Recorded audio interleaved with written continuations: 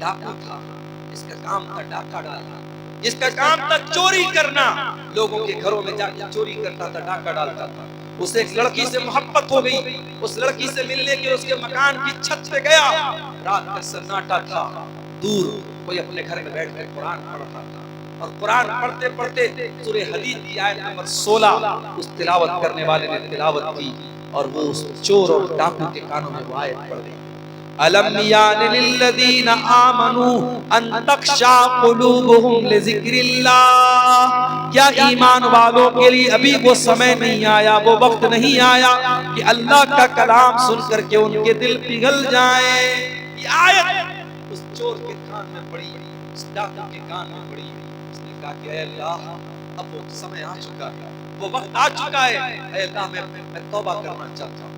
وہ وہاں سے نکلا اور ایک دوسری جگہ پہنچا جہاں بہت سارے لوگ اکٹھا تھے اور آپس میں باتیں کر رہے تھے، وہ جا کر کے ان کی باتیں سننے لگا۔ وہ آپس میں کیا باتیں کر رہے تھے؟ کچھ لوگوں کا کہنا تھا کہ ہمیں یہاں رکنا چاہیے، اور کچھ لوگوں کا کہنا تھا یہاں سے نکل جانا چاہیے، کچھ لوگوں کا کہنا تھا کہ ہمیں یہاں رک جانا چاہیے کیونکہ رات کا وقت ہے، اور اس علاقے میں بہت بڑا ڈاکو ہے جس کا نام فضیل ابن عیاض ہے، وہ ڈاکہ ڈالتا ہے، وہ چوری کرتا ہے، وہ آئے گا ہمارا مال چوری کر لے گا، اس لیے بہتر ہے کہ یہیں پر رات گزارے، صبح نکلیں گے۔ وہ چور، وہ ڈاکو جس کا نام فضیل ابن عیاض تھا، اس نے کہا کہ اے اللہ تیرے بندے مجھ سے ڈرتے ہیں، اے اللہ مجھ سے ڈرتے ہیں، اور میری وجہ سے اپنا سفر کینسل کر رہے ہیں، میری وجہ سے یہاں رات میں آرام کر رہے ہیں، اس ڈر سے نہیں جا رہے کہ ان کا مال نہ چوری ہو جائے۔ اے اللہ میں سچی توبہ کرتا ہوں، میں وعدہ کرتا ہوں کہ اب ساری زندگی تیرے گھر میں گزار دوں گا، خانہ کعبہ کے پاس گزار دوں گا، اے اللہ میں خانہ کعبہ سے اپنے آپ کو جوڑ دوں گا۔ اور دنیا اس انسان کو امام فضیل ابن عیاض کے نام سے یاد کرنے لگی، اور وہ انسان جا کر کے اللہ کے گھر کے ساتھ اس نے ایسا تعلق جوڑا کہ ان کو اللہ کے گھر کا مجاور کہا جانے لگا، اللہ کے گھر سے چپک جانے والا اور اس کے پڑوس میں رہنے والا۔ تو میرے ساتھیوں توبہ کرو، توبہ کرو، اور اس طریقے کی دینی مجلسوں سے فائدہ اٹھاؤ، یہاں جانے سے آپ کے دل کی سختی دور ہوگی۔ ایک دو چیزیں اور سن لیجئے، میں تقریباً 1:45 بج رہے ہیں اور ابھی مجھ کو فوراً نکلنا بھی ہے، لمبا سفر ہے، 450 سوا 400 کلومیٹر، صبح 8:30 بجے پہنچنا بھی ہے۔ ایک دو باتیں اور سن لیجئے، بات ہم ختم کریں گے، ہمارے ڈرائیور صاحب کی گاڑی کو ریڈی کر چکے ہیں۔ دل کی سختی کو اگر دور کرنا ہے میرے بھائیو، ایک کام ہمیں اور کرنا پڑے گا۔ نبی اکرم نے وہ طریقہ بتایا، ایک صحابی اللہ کے نبی کے پاس کہا اے اللہ کے نبی میرا دل بڑا کٹھور ہو گیا ہے، بڑا سخت ہو گیا ہے، اس دل کی سختی کو دور کرنے کے لیے میں کیا کروں؟ آپ نے فرمایا امسح براس الیتیم، کسی یتیم کے سر پہ ہاتھ پھیر لو، کسی یتیم کے سر پہ ہاتھ پھیر لو، کسی یتیم کی پرورش کر دو، کسی یتیم کی کفالت کر لو، کسی مدرسے میں یتیم بچے پڑھ رہے ہیں اس یتیم بچے کی پڑھائی کا خرچ اٹھا لو میرے بھائیوں، اس سے بھی آپ کا دل نرم ہو جائے گا۔ یہ میں نہیں کہہ رہا ہوں، یہ جناب محمد رسول اللہ صلی اللہ علیہ وسلم کہہ رہے ہیں اپنے صحابی سے، امسح براس الیتیم، یتیم کے سر پہ ہاتھ پھیرو تمہارا دل نرم ہو جائے گا۔ میرے بھائیوں آج اپنے دلوں کو نرم کرنے کی ضرورت ہے۔ آج گناہ کر کر کے، اللہ کی نافرمانی کر کر کے ہم نے اپنے دلوں کو ایسا بنا لیا ہے کہ قرآن کہتا ہے کَلَّا بَلْ رَانَ عَلَىٰ قُلُوبِهِمْ مَا كَانُوا يَكْسِبُونَ، اے میرے بندو گناہوں کی پرت تمہارے دل کے اوپر چڑھ چکی ہے، تمہارے دلوں پر پردہ چھا گیا ہے، لیئر چڑھ گئی ہے گناہوں کی وجہ سے، تمہارے کرتوتوں کی وجہ سے۔ اگر گناہوں کی اس پرت کو دور کرنا ہے میرے عزیزو، توبہ کے ذریعے دور کرو، استغفار کے ذریعے دور کرو، قرآن کی تلاوت کے ذریعے دور کرو۔ اسی طریقے سے موت کو یاد رکھو، کبھی کبھی ایسے ہی قبرستان چلے جاؤ۔ ہمارے یہاں کوئی ضروری نہیں ہے کہ ماں اگر انتقال کر گئی ہے ماں کے لیے مغفرت کی دعا کرنا ہے تو قبرستان جانا نہیں، ماں کے لیے مغفرت کی دعا کرنا ہے ہم گھر میں بیٹھے بھی کر سکتے ہیں، مسجد میں بیٹھ کے بھی کر سکتے ہیں۔ قبرستان مغفرت کی دعا کرنے کے لیے جانا ضروری نہیں ہے، قبرستان جاؤ موت کو یاد کرو، کبھی سوچو، کبھی تصور کرو کہ وہاں ہم کو بھی جانا ہے۔ ایک دن آئے گا دنیا میں ہماری بڑی شہرت ہے، بڑا نام ہے، لوگ اپنے کاندھے پر سوار کر کے قبرستان میں لے کے آئیں گے، اور مٹی کے حوالے کر دیتے. بڑے بڑے اپنے زمانے کے ترن خاں، بڑے بڑے دولت والے، بڑی بڑی شہرت والے اور بڑے بڑے اپنے نام کے آگے لمبے چوڑے القاب لگانے والے آج منو مٹی کے نیچے دفن ہے میرے پیارے ساتھیوں، اور کوئی ان کا پرسان حال نہیں ہے. اس قبر کی تاریکی ہم سب کو جانا ہے، اور ہم سے 3 سوال ہوگا، مجھ سے بھی ہوگا، آپ سے بھی ہوگا. من ربک، من نبیک، ما دینک. تیرے رب کون ہے، تیرے نبی کون ہے، اور تیرا دین کیا ہے. اور ان تینوں سوالوں کا جواب میتھمیٹکس کی کتابوں میں نہیں ملے. ان تینوں سوالوں کا جواب سائنس کی کتابوں میں نہیں ملے گا. ان تینوں سوالوں کا جواب کانوینٹ اسکولوں میں نہیں ملے گا. معاف کیجیے گا، میں انگلش میڈیم تعلیم کی توہین نہیں کر رہا ہوں، میں سائنس کی اہمیت کو نہیں گھٹا رہا ہوں، میں میتھمیٹک کی اہمیت کو نہیں گھٹا رہا ہوں، مگر اتنا ضرور آپ کو بتاؤں گا کہ قبر میں آپ کو کام آئے گا تو رب کا قرآن کا. یہی قرآن جس کے پڑھنے والوں کو آپ حقیر سمجھتے ہیں، جس کے پڑھانے والوں کو آپ حقیر سمجھتے ہیں، جو قرآن پڑھانے والا آج رمضان میں زکوٰۃ کی بھیک مانگنے آپ کے در پہ آئے تب وہ مدرسہ چلائے گا. یہ حالات کیوں ہے میری قوم کے، اس پر بھی ہمیں غور کرنے کی ضرورت ہے. بڑے بڑے سیٹھوں کے ہاں بھکاریوں کی طرح یہ مدارس کے سفرا، یہ مدارس کے ذمہ دار بھکاریوں کی طرح لائن لگا کے کھڑے ہوتے ہیں، اور زکوٰۃ کی رقم انہیں بھکاریوں کی طرح دی جاتی ہے. یہ بھی ایک لمحہ فکریہ اور غور کرنے کا مقام ہے کہ آپ کو قرآن پڑھانے والا اور آپ کے بچوں کو قرآن پڑھانے والا آپ کے در پہ آ کے بھیک مانگتا ہے تب وہ قرآن پڑھا پاتا ہے. یہ بہت افسوس کی بات ہے میرے بھائیوں. جب مومن قبر کے تینوں سوالوں کا صحیح جواب دے گا، میرا رب اللہ ہے، میرا دین اسلام ہے، میرے نبی محمد صلی اللہ علیہ وسلم ہے، تو فرشتہ پوچھے گا کہ تجھے ان تینوں سوالوں کا جواب کیسے پتا چلا؟ تو وہ کیا کہے گا؟ قرأت کتاب اللہ فآمنت به وصدقت به. میں نے قرآن پڑھا تھا، میں نے اللہ کی کتاب کو پڑھا تھا، اس پر ایمان لایا تھا، اس پر تصدیق کی تھی. میں قرآن کا عالم تھا، میں قرآن کا حافظ تھا، میں نے قرآن کو سمجھا تھا، میں نے قرآن کو پڑھا تھا. قبر میں بھی یہ قرآن آپ کے کام آئے گا، اور قیامت کے دن بھی یہ قرآن آپ کے کام آئے گا. قیامت کے دن یوم یفر المرء من اخیہ وامہ وابیہ وصاحبتہ وبنیہ.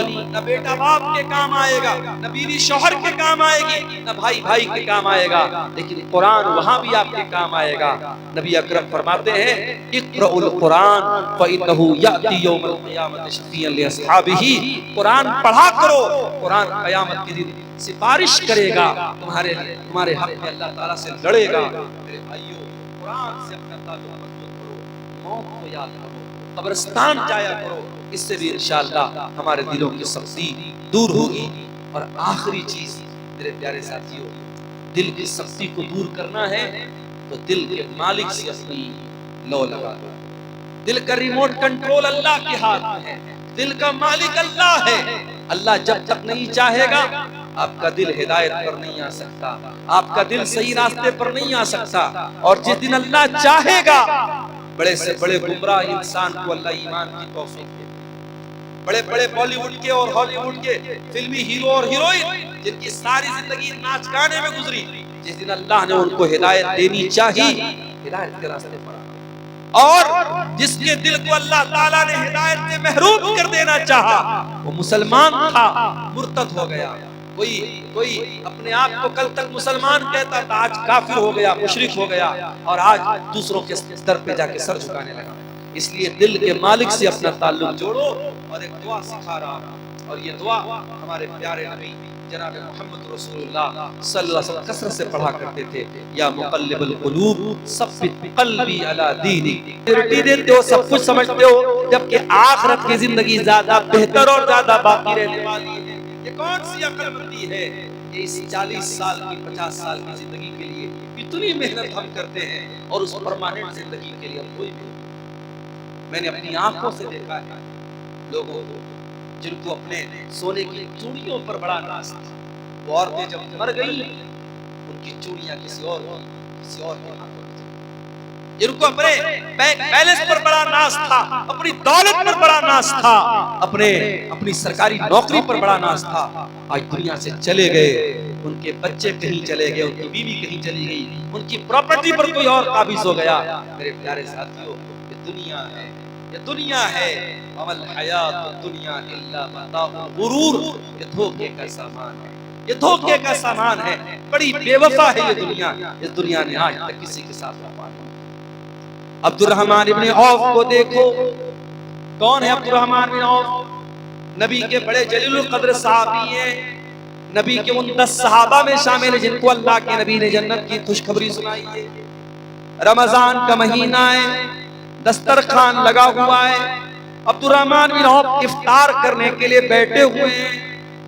اچانک ان کو جنگ احد کا ایک منظر یاد آ جاتا ہے. جنگ احد میں اللہ کے نبی کے ایک صحابی جن کا نام مصعب بن عمیر تھا وہ شہید ہو جاتے ہیں. مصعب بن عمیر لمبے تڑنگے بدن کے مالک تھے. جب کفنایا جانے لگا تو کفن کی چادر چھوٹی پڑ گئی. ان کے سر کو ڈھانپا جاتا تھا تو پیر کھل جاتا تھا، پیر کو ڈھانپا جاتا تھا تو سر کھل جاتا تھا. بڑی مشکل سے ان کے سر کو ڈھانپا گیا اور پیر کے اوپر اذخر گھاس کو ڈال کر کے ان کو قبر میں ڈالا گیا. عبد الرحمن بن عوف کہتے ہیں وہ لوگوں، مصعب بن عمیر اللہ کے نبی کے اتنے جلیل القدر صحابی تھے اور اس حالت میں ان کو دفن کیا گیا کہ ان کو کفن کی چادر تک نصیب نہ ہوئی. یہ وہ لوگ تھے جنہوں نے دنیا میں نیکی کی اور آخرت میں اس کا بدلہ پائیں گے. اور ایک ہم لوگ ہیں کہ جو اپنی نیکی کا مزہ دنیا میں پا رہے، دنیا میں کھا رہے ہیں. اتنا کہہ کر کے عبد الرحمن ابن عوف رونے لگے اور دسترخوان چھوڑ کر کے چلے گئے. ایک چیز اپنے منہ میں نہ ڈالی. دنیا کی ساری نعمتیں ان کے لیے حقیر بن گئی. میرے بھائی ساری نعمتیں سامنے ہیں مگر جب اپنی آخرت کو یاد کیا، اپنے انجام کو یاد کیا، عبد الرحمن ابن عوف کو دسترخوان سے ایک بھی سامان نہیں اٹھایا اور بغیر کھائے. تو کھاؤ پیو لیکن ایک حد تک میرے پیارے ساتھیوں دنیا سے ایک حد تک اپنا تعلق جوڑو. اسی لیے قرآن کہتا ہے وَابْتَغِ فِي مَا آتَاكَ اللَّهُ الدَّارَ الْآخِرَةَ وَلَا تَنْسَ نَصِيبَكَ مِنَ الدُّنْيَا. دنیا میں آخرت کی تیاری کرو اور دنیا کو سب کچھ نہ سمجھو.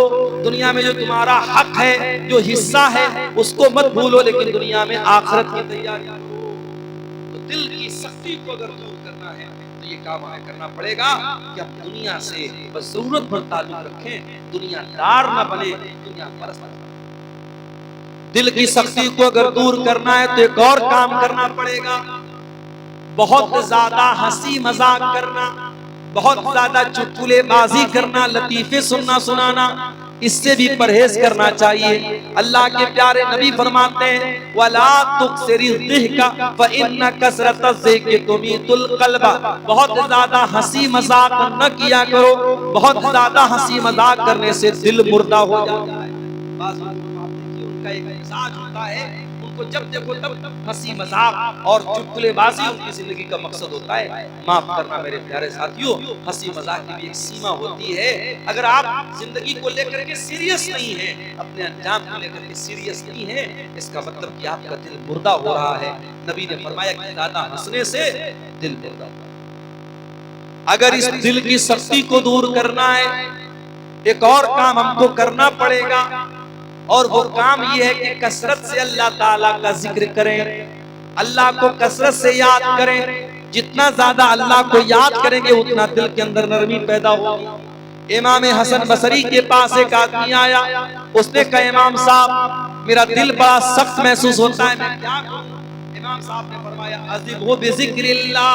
اپنے دل کو اللہ تعالیٰ کے ذکر سے ملائم بناؤ، نرم بناؤ. دل کو پگھلا دو اللہ تعالیٰ کے ذکر سے. جتنا آپ اللہ تعالیٰ کا ذکر کریں گے دل کی سختی اتنی دور ہوگی، دل اتنا ملائم ہوگا، دل اتنا نرم ہوگا. اسی طریقے سے اگر دل کی سختی کو دور کرنا ہے ایک اور کام ضرور کیجئے.